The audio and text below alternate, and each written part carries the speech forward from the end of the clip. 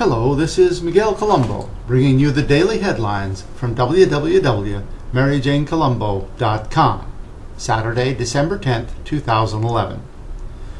The Boise Weekly Leader takes center stage today, saying, as anti-Wall Street protesters attempt to regroup and settle in for winter after a series of police raids that stripped much of the movement of its signature camps, protesters on the West Coast are staging a comeback.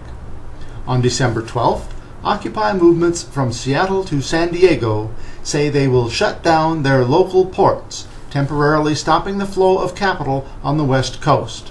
Organizers say they aim to disrupt the business of the 1%, in this case, the corporations that own shipping terminals and do business at the ports. If successful, shutting down the West Coast port system would be a massive show of power for a movement that in some cities seems to have lost some of its momentum along with the camps.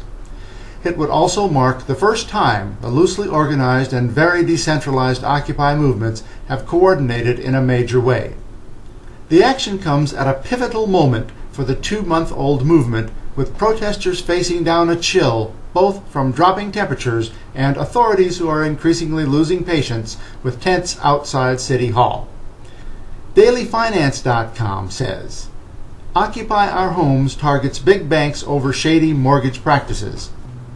A spin-off group from Occupy Wall Street, called Occupy Our Homes, has formed to reverse and stop foreclosures.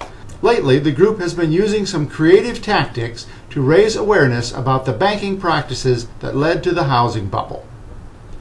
Earlier this week, Occupy Our Homes protesters in cities across the country united in a day of action, which included reoccupying vacant properties and moving in people without homes, in some cases, those homes' former owners.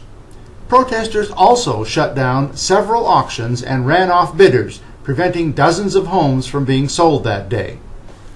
In Atlanta, members of the Occupy Our Homes movement helped one man convince the auctioneer to talk to his lawyer and ultimately got his house taken off the auction block. The protesters also had some success in getting banks to delay foreclosures and work with their clients on loan modifications. For example, Chase agreed to postpone the foreclosure sale of a California family's home and to discuss a loan modification. In the San Francisco Examiner, cops toss sit-lie law at Occupy SF. Although San Francisco's sit-lie law has been used only sparingly against the problematic vagrants who were its intended target, the regulation is now the latest police enforcement tool for dealing with the sidewalk dwellers of the Occupy SF movement. The law prohibits sitting or lying on the city's public sidewalks between 7 a.m. and 11 p.m. In the Burbank Leader, Pasadena police officials met with representatives of the Occupy movement to ensure a large demonstration planned for the Rose Parade on January 2nd doesn't interfere with the event. And from Russia with Love, the New York Times Online. Thousands of Russians thronged the center of Moscow on Saturday, protesting the government of Vladimir V. Putin.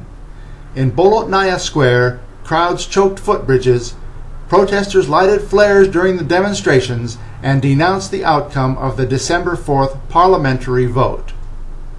This is Miguel Colombo signing off from www.maryjanecolombo.com.